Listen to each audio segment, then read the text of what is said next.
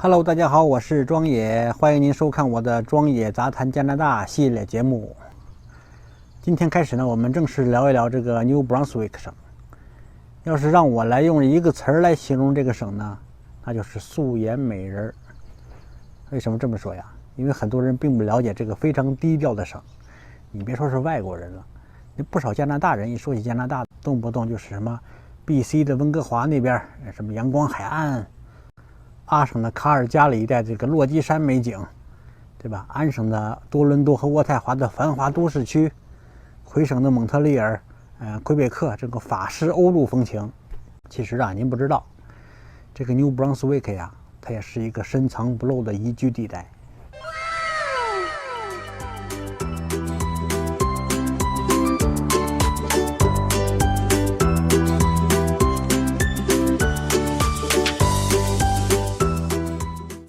New Brunswick 的气候类型呢是温带海洋性气候，这词儿呢听着挺陌生。其实呢，加拿大大部分的沿海城市都是这样的气候。你像欧洲也有很多，像什么巴黎啊、伦敦啊都是。那气候特点就是阳光明媚，四季分明。New Brunswick 就是这样的，夏季是最舒服的季节，平均温度呢也就是22度，最适合旅游了。冬天也不算太冷啊。平均气温也就零下8度左右，所以说呀，这里既没有加拿大北部的酷寒，又没有美国南部地区的炎热。我觉得吧，住在这个 New Brunswick 的人都是会生活的人。New Brunswick 有哪些著名城市啊？城市肯定有，至于著不著名呢？这个，这么说吧，也就是在加拿大出点名，出了加拿大呢，那就没啥名气了。在 New Brunswick 一共是3个比较知名的城市，咱们先说这个前2大城市吧。按占地面积来看，第一大城市是 Saint John， 中文翻译叫圣约翰。第2大城市呢是 Moncton， 中文翻译叫蒙克顿。刚才是说占地面积啊，但是要按人口来算，刚好反过来。根据2017年的人口统计，人口最多的城市反而是蒙克顿，8.5万人。圣约翰呢以7万排第2。再说这个经济发展状况啊，这2个城市呢这几年的发展也就是在伯仲之间，差不多，谁偶尔赶超一下对方也是稀松平常的事儿。虽然这2个城市呢本身没啥可说的，但我今天还是简单说一下吧。因为最近这个海洋省不是一个移民热点嘛，这个 New Brunswick 又是这个海洋3省中最大的一个省，也是4省移民中比较热门的一个省。咱们国内很多想移民到这儿的人呢很关心，你说我要是移民到 New Brunswick， 我应该在什么地方定居落脚呢？我先说说这个蒙克顿吧。蒙克顿这个城市呢其实发展挺不容易的，那是几经变迁，大起大落。一开始啊，那就一偏远农村，后来因为这个造船业而兴盛起来。您注意啊，这里说的这造船业是那种早期的木头船。后来呢，造船业没落了，这个蒙克顿呢，就作为海洋3省的一个非常重要的陆地交通枢纽而发展起来的。你像这个城市的支柱产业是什么呢？就像什么运输啦、物流啦、维修啦、仓储啊、补给啊这些行业。蒙克顿在这个海洋3省的地位呢，跟这个郑州在中国的地位差不多。你想啊，作为一个交通枢纽，那有什么好玩的，是吧？天天就是看一些火车呀、汽车什么。但是呢，它作为一个移民生活的城市倒还可以。为什么说它适合移民生活呢？你想啊，交通枢纽啊，特点是什么呀？人多、热闹、繁华呀，是吧？有点这个小多伦多的意思，工作机会相对也多一些，而且因为这个交通便捷的缘故吧，它的这个生活日用品成本也低一些，物价也便宜点。因此呢，这个蒙克顿呢一直是海洋省移民项目的移民热点城市之一。您注意啊，刚才我说的生活成本低，是指在海洋省内部来比，跟多伦多那种大都市还是比不了。虽然呢，华人在蒙克顿也有不少，但是不到1.2%，远远低于加拿大华人的平均比例5%。对了，蒙克顿还有一个需要说的，它是加拿大全国第一座双语城市，它也是 New Brunswick 的法语人口比较集中的城市，大约有35%的居民是母语是说法语的。但是呢，这些法语人口呢，他们也都会说英语，所以说您说您不会说法语，生活在这里是不是有问题呢？这个您不用担心啊。蒙克顿的旅游资源比较稀松平常，景点虽多呢，但是没有什么国家级的以及世界级的，也就是平时在这个河边的公园里面看看潮汐，对吧？再就是去看看这附近的一个磁力山，英文叫 Magnetic Hill。你像海洋3省的旅游团呢，一般都会带客人来这里来看看来。它这个景点的卖点是什么呢？就是说呀，您开车去的话，到了一个坡度比较平缓的小山那块，你把发动机闭上，你就会发现呢，在没有动力的情况下，你的车呢也会不由自主的沿着这个山坡往上走。但是呢，你懂的，这种反重力体验，你要坐大巴来或者开个大车来，那纯粹就是一点感觉没有。您要自己开车体验一把才有意思。但是呢，我个人觉得哈，强调一下，这是我个人观点，我可不能砸人家生意。我个人觉得呢，其实挺没劲的。你想啊，连车都不用下，你就在里面排着队开，慢慢悠悠转几圈就出来了，不值这个票钱。不过要是你们有带孩子的啊，倒是推荐你们去看看。一方面呢，能给孩子科普一些科学知识，而且最主要的原因呢，是因为这个慈利山旁边啊有一个很大的水上乐园，先给孩子们用科学熏陶一下，再去边上呢用喷泉和泳池的水熏陶一下，就完美了。所以说呀，蒙克顿这个城市呢，生活不错，但是没啥可玩的。你要说玩的话呢，反倒是这个圣约翰值得一去。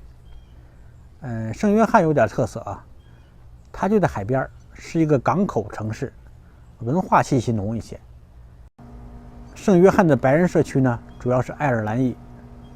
圣约翰呢，也被认为是全加拿大最爱尔兰的城市。您看这爱尔兰人呢，他们也喜欢扎堆儿，这是因为啊，早期移民到加拿大的爱尔兰人普遍被歧视。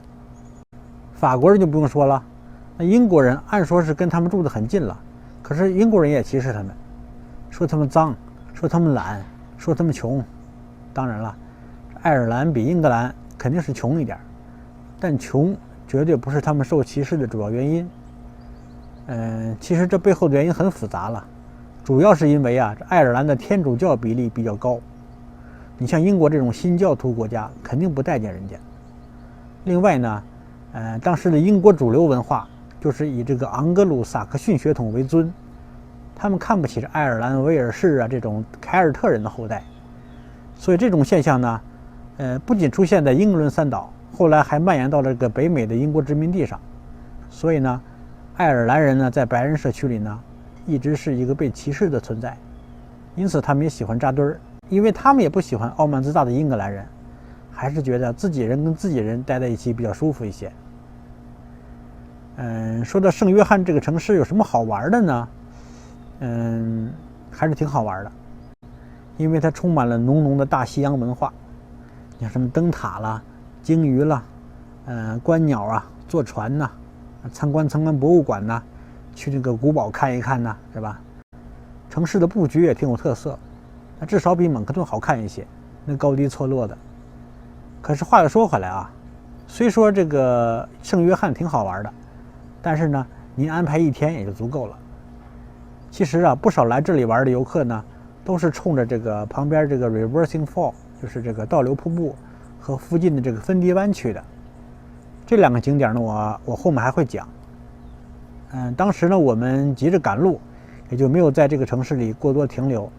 记得当时我把车停在边上，我自己呢进去了这个 St. John 这个 City Market， 就是一个他们的这个挺著名的一个市场，里面有不少这个小摊小贩卖这个本地特色食品什么的，有各种各样的纪念品，像什么灯塔呀、龙虾呀什么的，我给你们看看照片哈。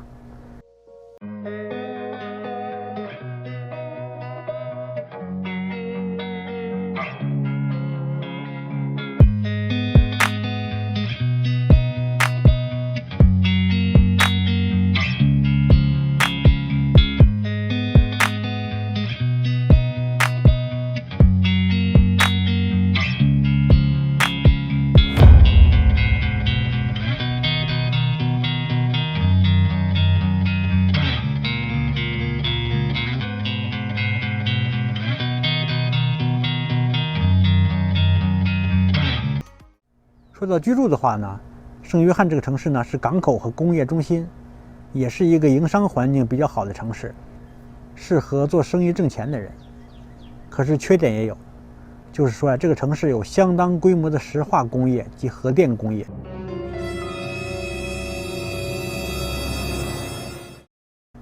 污染太重了。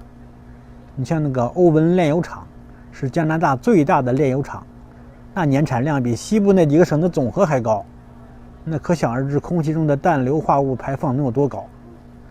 对了，2018年10月不还爆炸了一次吗？搞得黑烟冲天的。另外呢，在这个圣约翰市西50公里处，还有一座海洋4省里唯一的核电站。虽说这里的核电站都是很安全的啊，但是呢，你要是住在距离核电站50公里以内的居民，那肯定会有心理负担。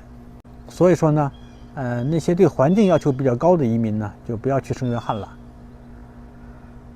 除了前面说的这两个城市圣约翰和蒙克顿呢，还有一个不能不提，那就是这个 New Brunswick 的省府所在地 Fredericton， 官方翻译叫弗雷德里克顿，太长了是吧？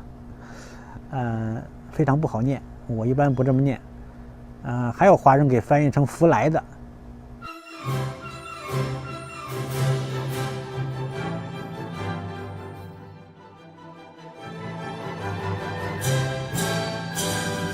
音乐停，音乐停，气氛不对了。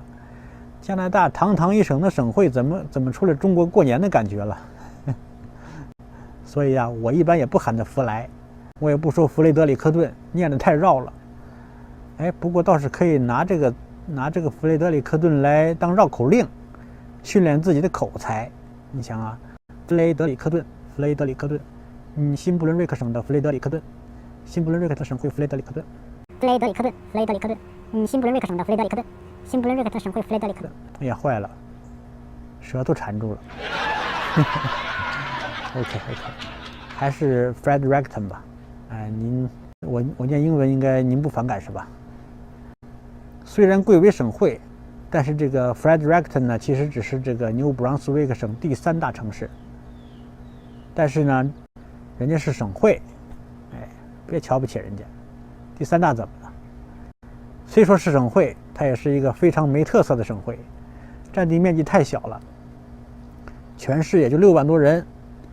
但是啊，别看小啊，人家平均受教育程度可是全省最高的。这跟那个 New Brunswick 大学位于这座城市有一定关系，人均收入也比较高，在全国都可以排到前列。你要是来玩的话呢，也没啥太好玩的，也就是看看教堂，逛逛大学，看看艺术画廊，逛逛政府大楼什么的，别的也没啥了。有人说逛什么大学呀？说出来吓死你！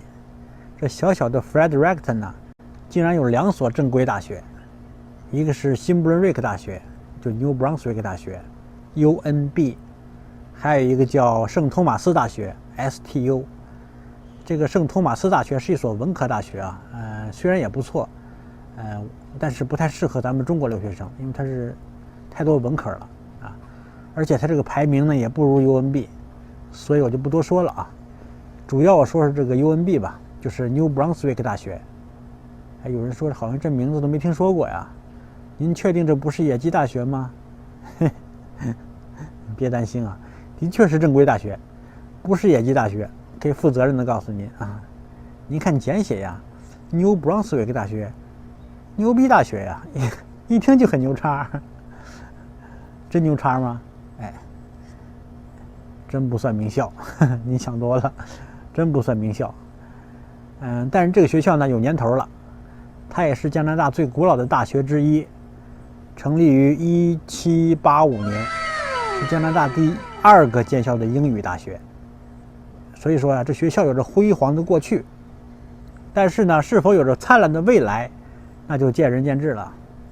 在最新的这个2020年加拿大的麦考林杂志大学排名中，它位于综合类大学的第8名，听着还不错，是吧？但是呢，在加拿大49所大学的整体排名里，它连前25都没进。所以说呢，这 New Brunswick 大学肯定不是名校。可是呢，它在国内却非常热门。有人问为啥呀？不是名校怎么还那么热门呢？我跟您说呀，它最大的优点是在海洋省啊。那海洋省的移民政策好啊，而且学费超便宜，竞争也没有那么大，也没那么激烈，也容易考。对那些不在乎名校招牌，毕业了就想移民留在加拿大的留学生来说，New Brunswick 大学绝对是一个很好的选择。我当时去玩的时候呢，挺逗的。我们当时在这个 Fredericton 这个城市住了一晚上。晚上呢，我们馋了，想吃中餐了，就去了这个 Fredericton 市中心。那当时才晚上7、8点左右吧，市中心就没什么人了。看来这个海洋省真的缺人。找来找去呢，总算找到一家中餐馆还开门。一进门看见一个会说中文的店主，我和我太太呢，一人点了1碗榨菜肉丝面。我们一边吃还跟这个店主聊天呢。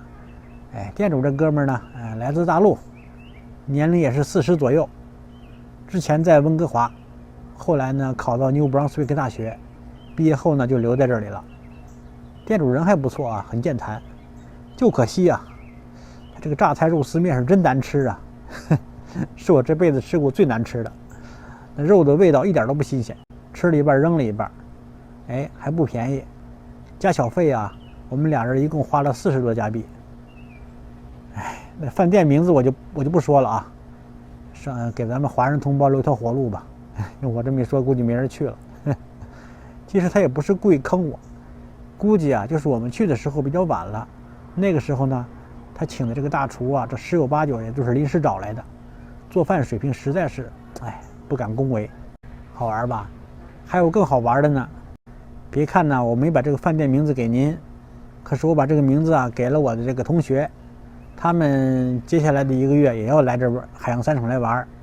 我的意思是说，你们下次呢经过 Fredericton 的时候呢，千万别来这家吃中餐。结果您猜怎么着？估计是人家当时太忙，没看到我的留言。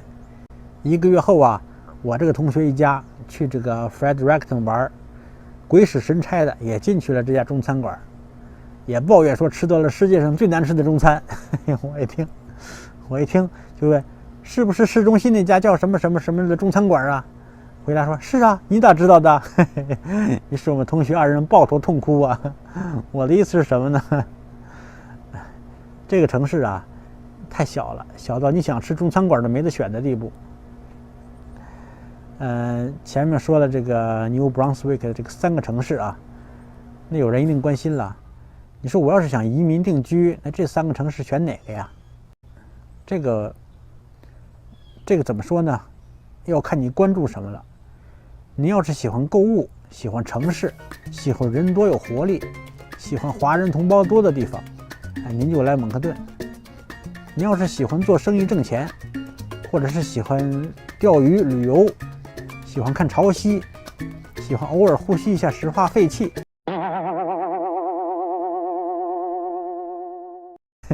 那就来圣约翰。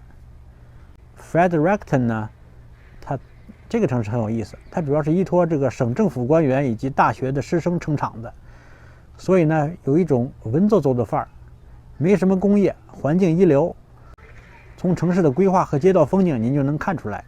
所以说呀，这个 Fredericton 呢是安安静静住的地方，享受环境的地方。论 shopping 呢，它比不上蒙克顿；论商业竞争呢，它比不上圣约翰。虽然这个西人啊还是喜欢住在这个 Fredericton 的，可是咱们华人选这个城市的还是少。不过话说回来了，无论你选哪个城市，这些城市呢都有一个共性，那就是这些城市都非常的加拿大。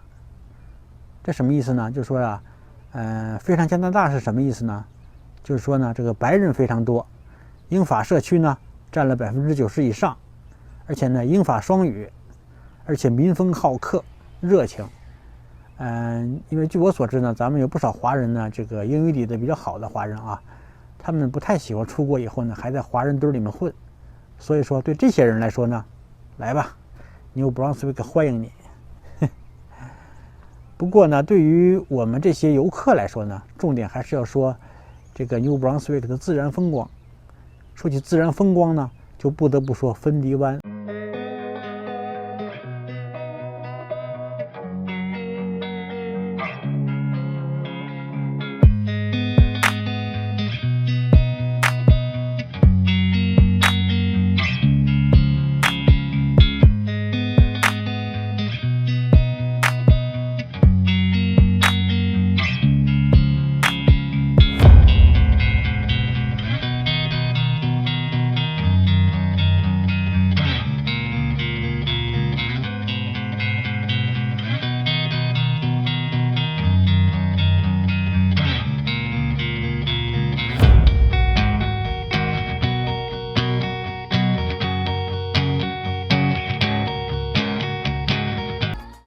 芬迪湾为啥这么出名呢？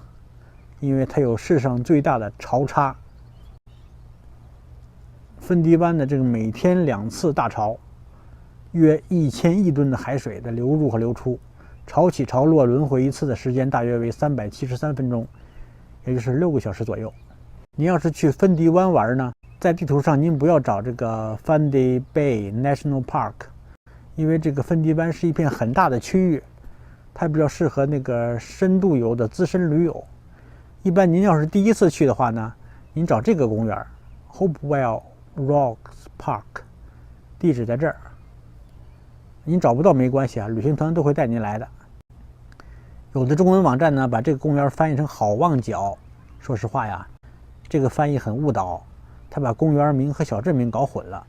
其实呢，这堆岩石所在的小镇名字才叫做 Hopewell Cape，而不是这个公园名字。这公园的名字应该叫 Hopewell Rocks Park， 而且真正的这个世界知名的好望角应该是非洲最南端的那个大西洋和印度洋交界那片天险海域，英文名字叫做 Cape of Good Hope， 而不是这里，是吧？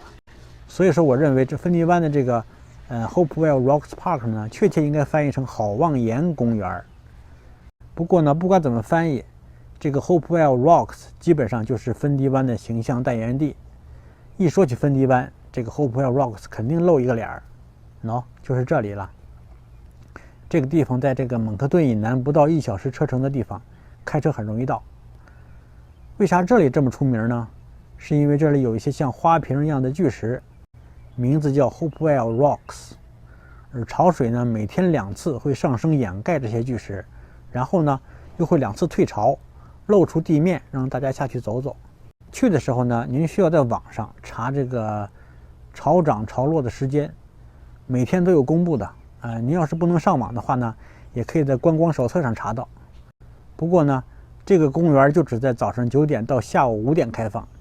意思是说呀，如果半夜退潮，我自己偷偷去看行不行呢？不行，一是你晚上不让你进，二是这个黑漆麻乌的，你啥都看不见，再涨潮了把你淹着，还是白天去吧。像一般会玩的人呢，你可以去2次，早上涨潮到最高点的时候进去1次，中午落潮到最低点的时候再去1次。如果涨潮的时候去呢，您就只能在两边看海，或者是划皮划艇，对吧？落潮后呢，您就可以进去了，在这个退潮后的大西洋底溜达来溜达去，体验一把做这个大西洋底来的人的感觉。什么叫大西洋底来的人的感觉呀？其实就是大西洋底啊，那种感觉是怎么说呢？空气中弥漫着咸咸的味道，遍地都是海藻啊、贝壳呀、沙粒啊，没有鱼哈，挺好玩的。有人说那有啥好玩的？你主要是感觉刺激啊！你琢磨琢磨，6小时前这里曾经灌满了14米高的海水，你上午刚在这个头顶上划皮划艇呢，你想想真是不寒而栗，是不是腿一抖下滩了？别介，玩完了照完了赶紧走，千万不能待太久，或者离岸太远。因为什么呢？因为6小时后1000亿吨的海水将冲回这里，有人说6小时够用了，我往里面走3小时，再往回走3个小时，不就刚好了吗？千万别！当你发现潮水起来的时候啊，你走路速度可赶不上涨潮的速度，那就惨了。本想体会一下做大西洋底来的人，结果成了住在大西洋底的人了。所以说呀，如果家里有小孩，再提醒一下啊，家里有小孩的，千万不要让他们乱跑，跑丢了可不是闹着玩的。不过呢，你也别太担心了，公园的工作人员呢也会在下面看着游客的，要是真有不怕死的走太远，会被喊回来的。可能有人会觉得奇怪啊，你说海潮到处都有，那为啥这个芬迪湾能有这么高的潮差呢？好家伙，14米高！潮汐我们都知道了，它是发生在这个沿海地区的一种自然现象，是指海水呢在这个天体啊，主要是月球和太阳的引潮力作用下所产生的这个周期性运动。原理我就不说了啊。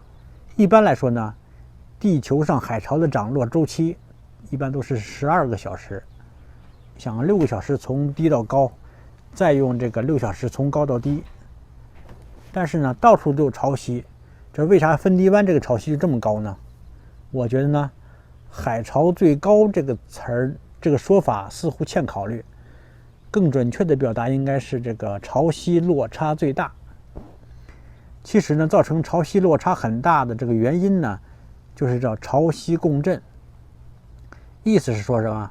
潮汐在某个水域啊，正好激发了这个海洋的共振，一般是在海湾里面啊，导致这个潮汐波的振幅加大。这跟那个芬迪湾本身的这个地理形状有关系。你像芬迪湾这个形状是细长细长的，就好比一个这个大水槽啊，从湾口的这个大陆架往水槽里面走，到这个海湾的最内侧，长度大约是300公里。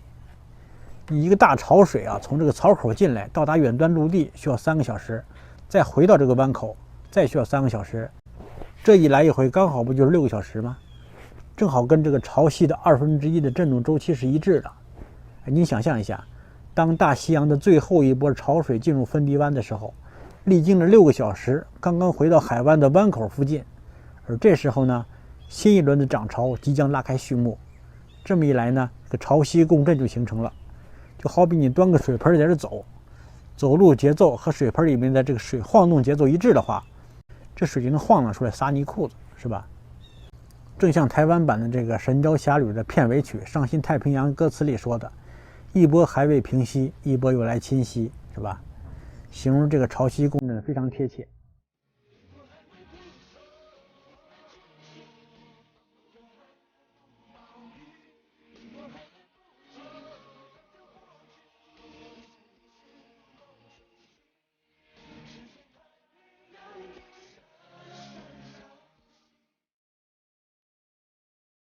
哎呀，行了，打住吧。歌很好听，但我就是一直搞不明白啊，这杨过跟太平洋有个毛关系？其实呢，关于这个芬迪湾的科学原理分析，网上有不少，咱就不详细说了。我猜呢，大家还是很关心我在芬迪湾里拍的照片吧？给你们看看。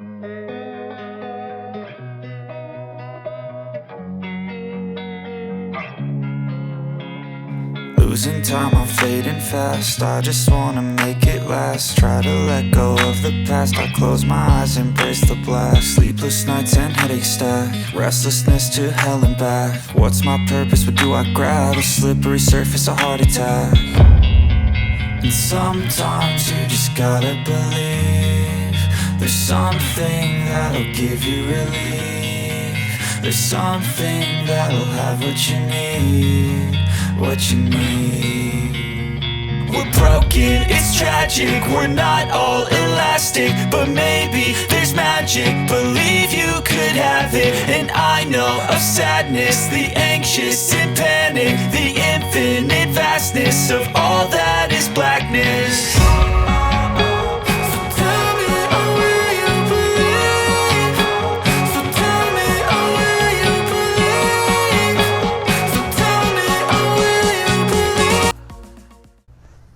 挺漂亮吧？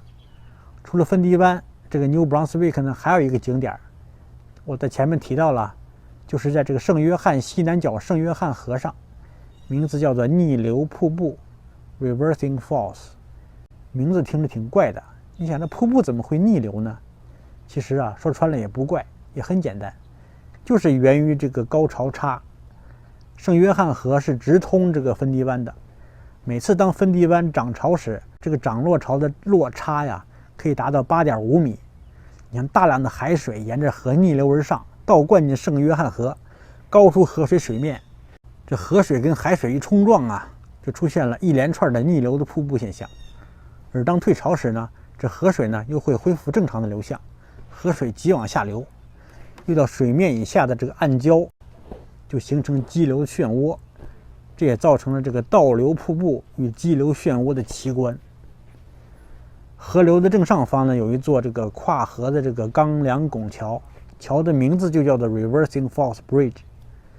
桥的两侧呢都可以看这个逆流瀑布啊。东侧呢有一个伸向河水方向的望台，从这儿看应该是免费的，不过观测的最佳位置是在桥西侧，那儿建了一个 Skywalk 露台，就是一个伸向河边的一个天台，这儿肯定是卖票的啊。台上呢还有用特殊的钢材制作的透明地板，站在上面呢看湍急的河水在身下咆哮而过，非常刺激。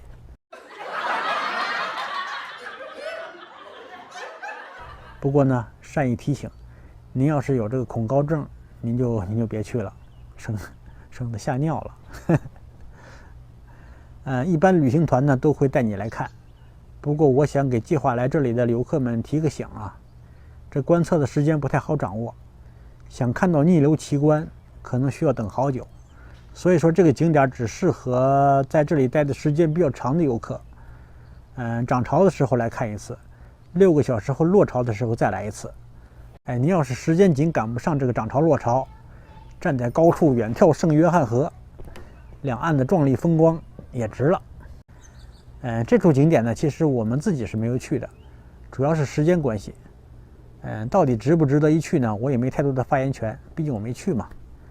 可是我父母呢是2年前跟团去过，当时我看他们拍回来的照片啊，一开始都没意识到这是啥景点，觉得奇怪。这个河平平无奇的，有什么好拍的？大概呀是他们当时到达的时间不对，没有赶上涨潮，再加上我爸的这个拍照水平比较差一些啊，照片都拍糊了。我爸看到这段估计要打电话给我了，让我把这段掐了。OK， 说完自然风光了，接下来我们到了 New Brunswick 旅游中最令人动心的环节，最激动人心的部分，最吸引游客蜂拥前来的，那就是当，时间到了，只能下次说了。说气人不气人？如果您喜欢我的视频呢，给点鼓励，点个赞，又不花钱花力气，对吧？顺便呢再订阅一下，点一下小铃铛，这样呢您就不会错过今后的节目了。好嘞，我们下次再见。最主要的原因呢，还是因为旁边有一个很大的水上乐园，先给孩子们呢用科学熏陶一下，再去边上呢用喷泉喝用。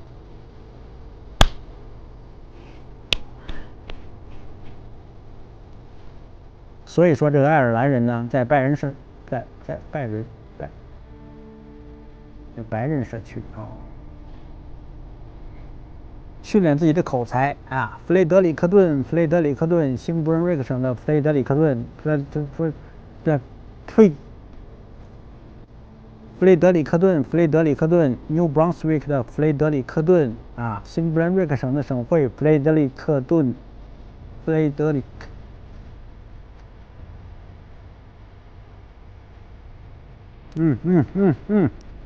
弗雷德里克顿，那河水跟海水一冲撞，出现这一连串这个逆流的瀑布现象。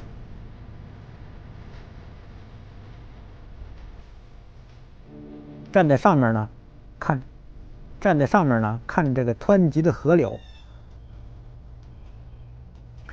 你像这个圣约翰的白人社区啊，主要是爱尔兰裔，所以怎么这么大动静啊？ OK， 咱们再聊。有人说逛什么大学呀？哎，说出来吓死你！这小小的 Fredericton 呐，竟然有2所。这小小的 Fredericton 呐，竟然有退潮了，我自己偷偷去看行不行啊？不行，一是晚上不让你进，二是漆黑，黑漆麻乌的，你啥都看不见。如果涨潮的时候去呢，你就只能在两边看海，或者是皮划艇，对吧？落潮的时候呢，你可以在退潮后的大西洋底溜